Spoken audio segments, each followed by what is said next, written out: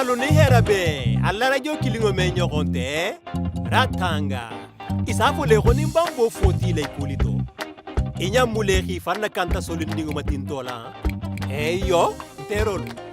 Afutanya wo nyako puja ngo bi hamini. Wo miake hisingi na ibe fengo membe temotoku. Adun, wo se kimale no puja ngo te khasiya ibe silan nimmenya. Ni be dungan ko jiyoto dondi. Iji singo koto tatumo wotuma. Alo nede ko wakato lemu inya mukakuke. Ani inya mufananka lo kusi soto leno. Seta do lubeje wolu nyamule hake. Bari inya malo nale ibe wolu kela nyame khatari mambori. Ite khabori noki. Wo lemu ngine khali kendo. Ratanga tero menu beja ani menu banya fe. Alo ngawa woto.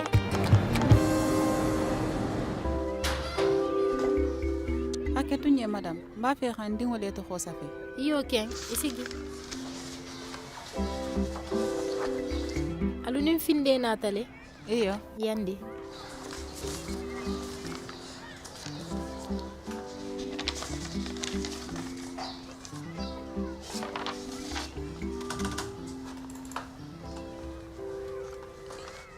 Bari sanjalu bi di musobulu ase karaneno Sanji sabale babulo atoho be safeli maternelle.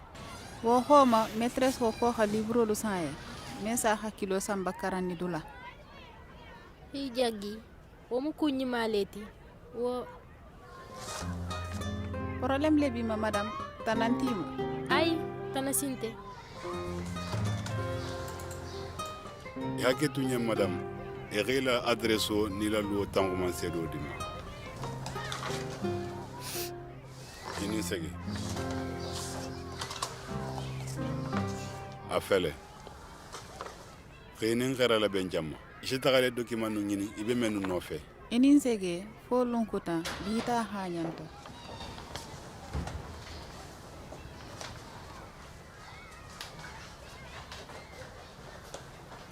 Munketa.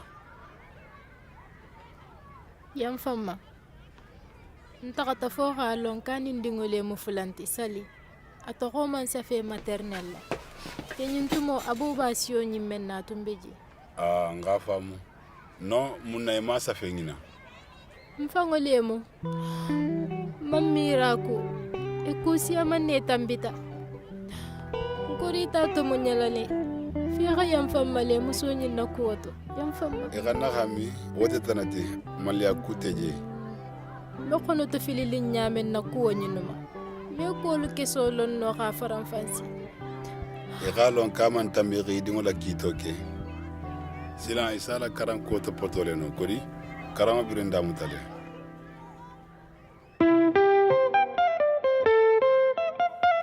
C'est la vie à Ratanga, c'est la vie à Ratanga, c'est la vie à Ratanga,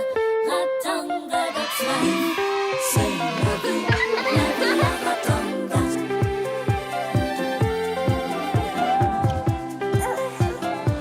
Aïe, aïe,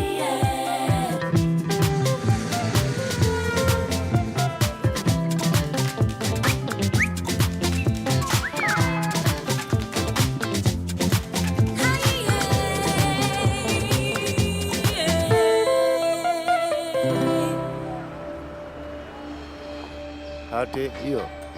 abekela ikana hame ko nimalu musuye inin sege mbe wotumo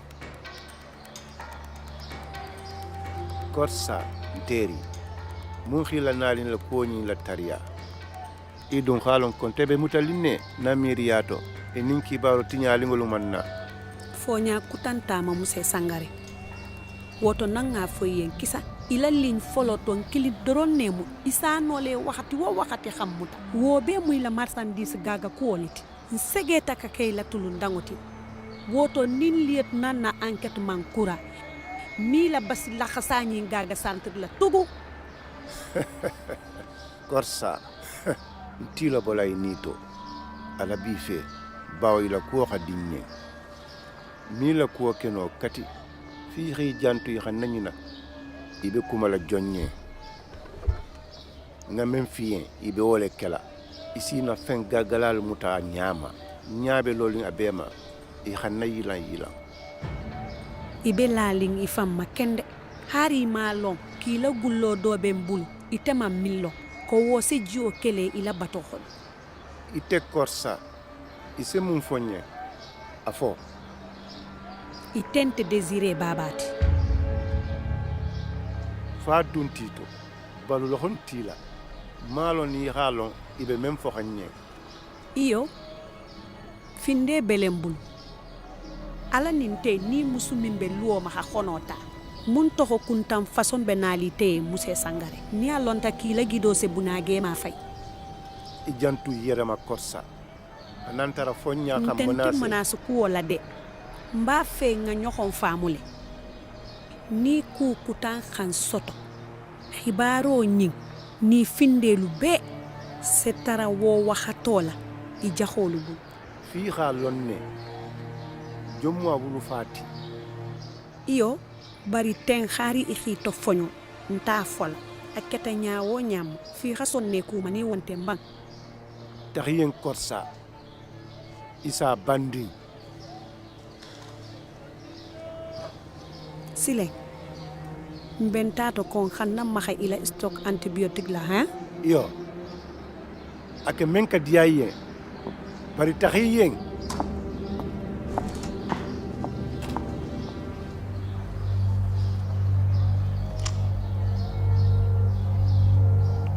hajo bila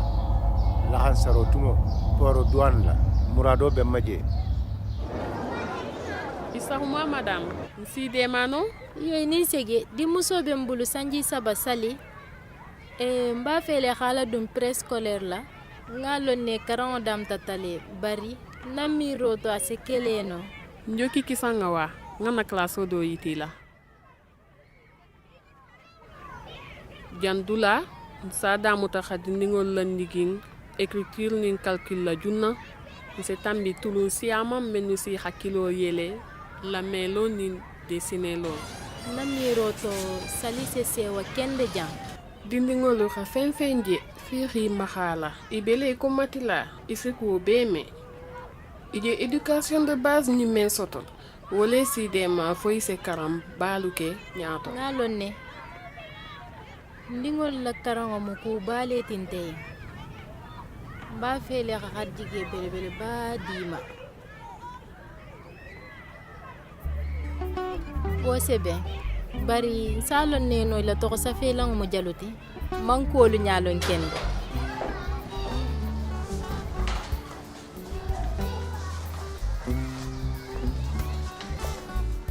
voilà ayo nsento mira ninke nsena nganyoronje wote tanati bari si hakilitu foy hi décider taria ndo wotumo ini sege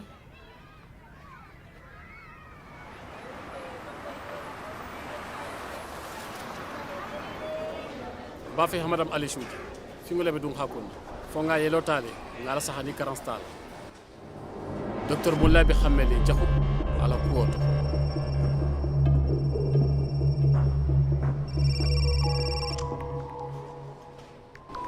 itulu ben isa topoto no ba iyo sa topoto abe bunjo manna abe 103 xuma kuti la ba ibe ko ni xajino leji nsa yelota me wotu tanante tanasinte comité d'usage nouvelle obi wuluba namire ya to ibe fendo kan abele ko ni ashidi muso la problème bota janne bari hôpital la urgence te ibe muntu sitika xanna silan korsa abebe benale nyam wala munyalale bajen isen dingo nyinu mutanyen no ni sonta ba fele nin tala ko man fu bawo nabi baba sumulale irito mira ngamin fiye ngake dula kelinti ay woni wonte fusima ne xaje ngi to bula bawo nyamu décision tarale pour ndingol la éducation ko mba fele sali xa san soto comme abu mba fela xa taxa école préscolaire la ba wa fo tale dayeloma bari directrice sontale atala deuxième semestre la bari ilo wo sitale kabo xataxa maternelle la kelemu bari sungutu diningolo tu man si folo tuma joma itulolon na jankende tala wote kella xa fo ko salime scolarisé comme ya tata ke hari huma me taran ni te wo bari bo godi tempulu emade sakko bimbe teng mbe godi bale bo xan tempur diningol la maro ani abula école ko ni fere bi kun xa diningol scolarisé godola bo wo ko lan sekide fatay ila miria kendolu to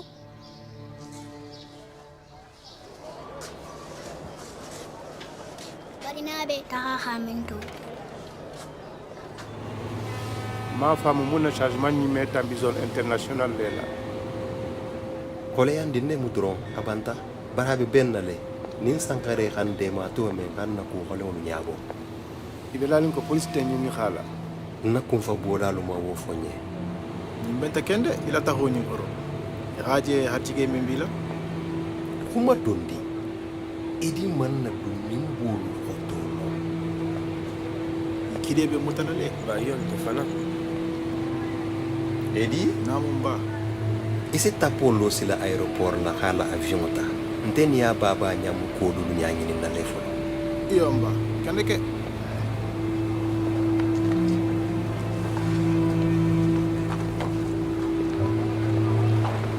ni ma xapta ki de se muta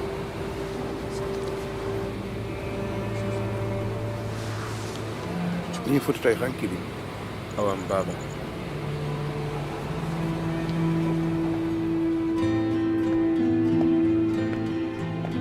alawa tonton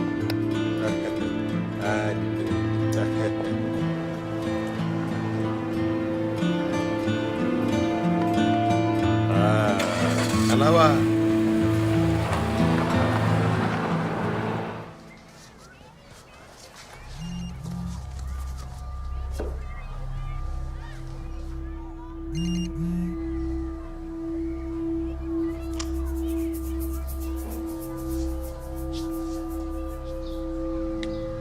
abe bentaba idingo la ko bentaba iyo tanante nganginan xalo kelen sa togo sa fele maternelle wo se kele no tugo aganin ribaru dimalem bari presque togo sa fele ngo moyen tembulu ababa ri bangandema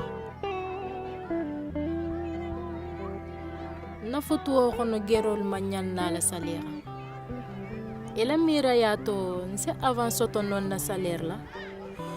amambenga simma o fangatenna ite fusoto la tenga sianinti ibrim baroni ndamtale namiro to irela jula dablale ini jino isige yano kite fuigaga asila bawote bennino nsafie jelo me kala la bawdo a problème ole be shala salile to safi ko khari ganame khari o mo miro la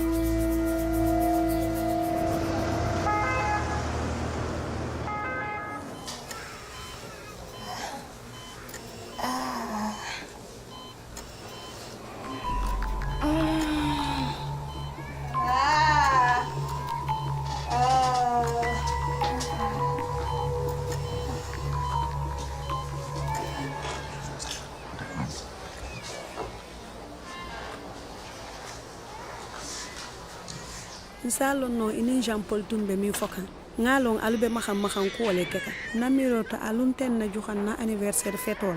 e xalon wo ko mandini ay fusinte ni mo doron Jean Paul ba xabali ñaxatu wato tumba fele xa kilomètre sigi sanabe ñen la ku kendo dola ilata wala ko ku tante keli wotumo ini Jean Paul ñamule xa ku do muta taxita fuño dondi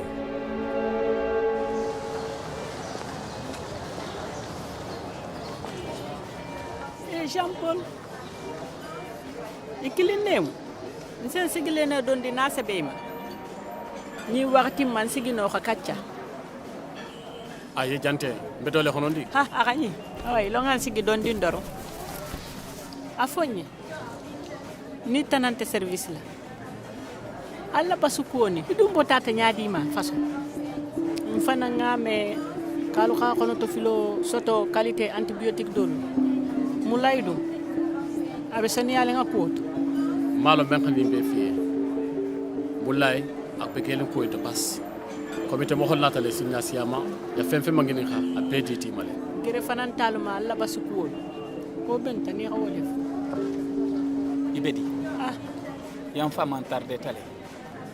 kije a diata ni example ni ba fe xa xuman i xalo ne ben taral dulana asekele no ameme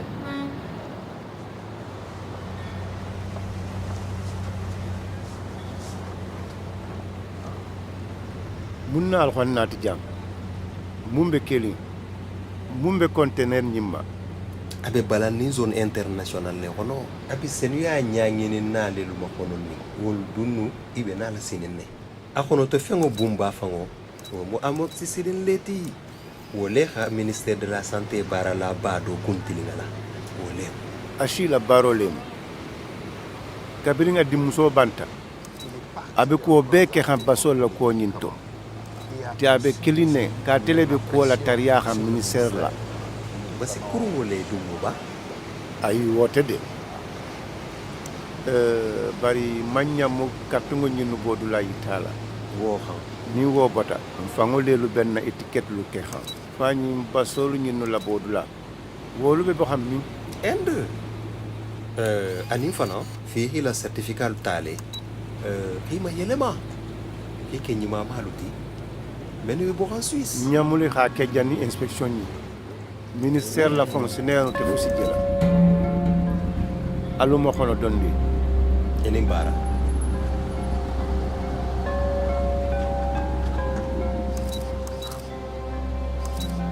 fi xa kele sutura mo holeti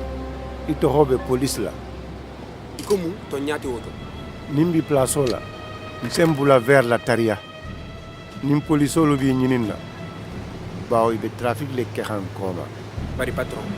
i xana kumon tegen dala ni tumbe tilindi i xana kumol lame me tarano jambi senya lama bari wo kofe i bena la ku bale kelanye i xana xambi wala patron i meni misa afo nyen drom be men kela nsake dungalo ne conseil la lima i xaje auto xono lala pakke dox man ndingole beje me xalo i be mission kela menna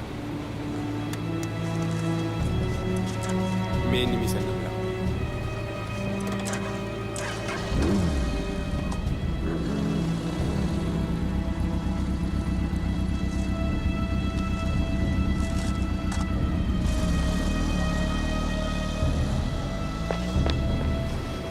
abo end e ma de dum xamo ketu memu aba fe xan godo be do mo wonya ten fen kuntangoto dinningolo nyin la préscolaire ku woto xama hara long aba min fe to nyastarano abulu wala tinigol la éducation mo ku baleti e hafam bari ilo abu taxatalet maternelle la ten mais mi abe sambanot ye o aketa nya wonya kram waxto bi ñaadi isatala dum itingolu tem ba musolemu anin abu artige man nyam kala kilinti ay tala ay wonde mais benno wo kuoto idi muso hakilo hadi kado jimale wonte silati hatala dum anin abute idum holon kende fi dum ba fe hobe filatol fula malte je pour hayma de soso ni godi ko lam si demano e halon e hana son godi ko hi hakilo tiji awa ndebe tala café ñu leen dula nga kile nati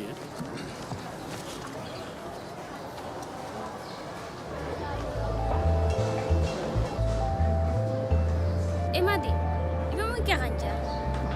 nami roti le gamele ngamef ngene ko ngamo ko tantale nka jobe godoma pour ka salito ko sa fe maternelle ya kanna wo kenna inin segi mona mi ya keselin bawi hajo nyinyata ime fonctionnaire au bibliothèque la jangi be tarde xane jaw wato do bi je ise sino client nyala italo na jikita minna malo be kele nyadile nta fi risiki bari ate mali rafis mba fi li kulu bera ki comme folot ito nyalemu nta manyam baro kela jam nsenya ko tangini akuom ini segela ge yala nela ni ngale kisa kelen ala mi de ma ini sege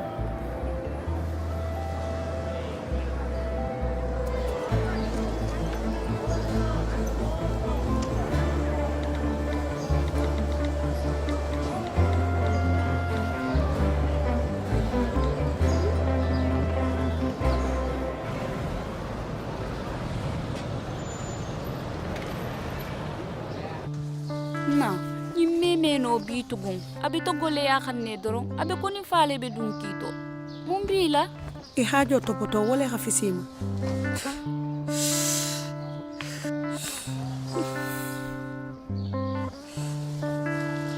abi binna lenna lanna doron ngalo nen ko gero bi kan bari nim fulo den tala asinyi nyale no afonyen doron ba kele nyamin na fo hima de ma enquête min be santul la ben silandi iba fe khadono le lanko ibebe dende khajam fa le sitika ise tulo khumolu jugu jugu khangi no khoye ni khanje isi to sobo fo mi la khumome ise kuolu no khumale silanya bi hakilo ti nyali me lali ngala le haray barake nyogolu ke nyaati jam fa ku sititi ko police olu man nay nyinin ka hambi ibe lalin ko be mira kan ko lu male aseke no ibolo khole liet na nyin na miroto mansika ntema folo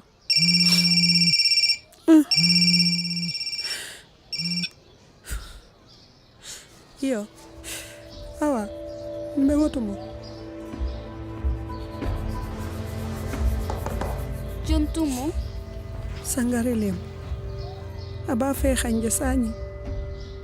na miroto ngaku kutaneke mo khosobente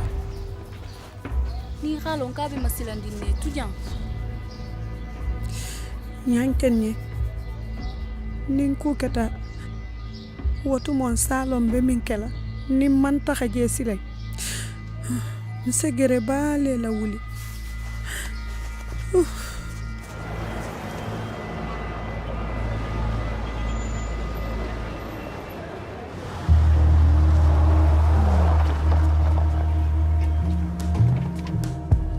iri wakili ibe gagalo ke hankende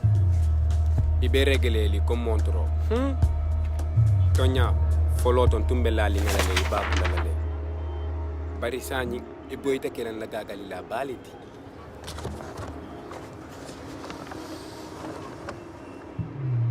bari halong do xani police lu bula ñoxondo namiroto itenko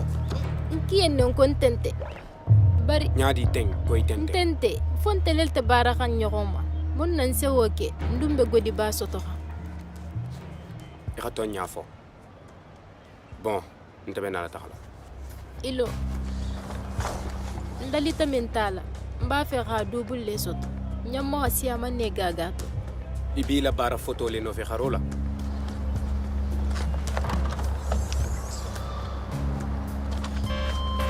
inito dia kende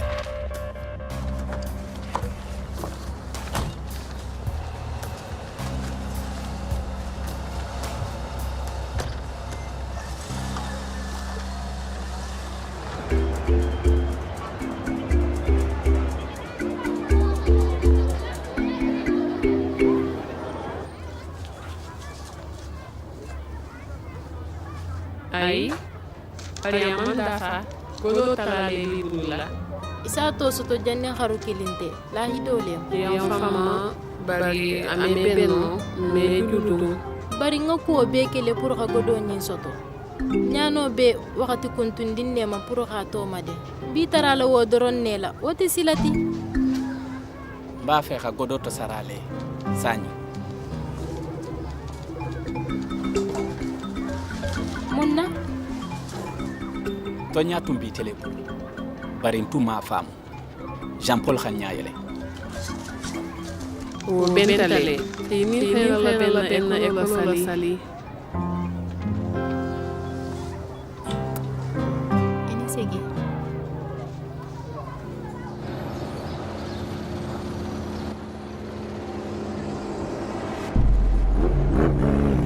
Naigeku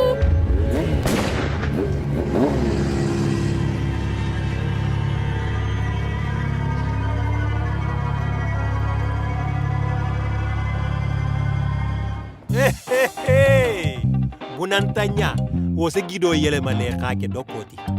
eyo terolu korsa e kadale dolu yele jan idum mi to ben kende khama silan i jagolu bilo hi nyabali ma hi kele ite fanan sonta i hi la ju itu ma mira ba hi nyamule ka kelo ke fi se balu nyame silan anya tiye feri hakilo le la sigi silan hagero dasa bari alo nere hi kilinte kutam abentama idi muso bi dafe ite dun emade alon hi kori ni ngole bari wo be han hi balane ka gero ki dingona koto fo ka hero soto ala nike jontun se la no bari ile yurugo ni nelu janki bulolu manoko ntego adun se kele no ba nyato o fiigi la konko to tasoto anni ka sila nyimata ratanga tero menu be jan andi anya fe alo kanangina ko be nyoko mbulu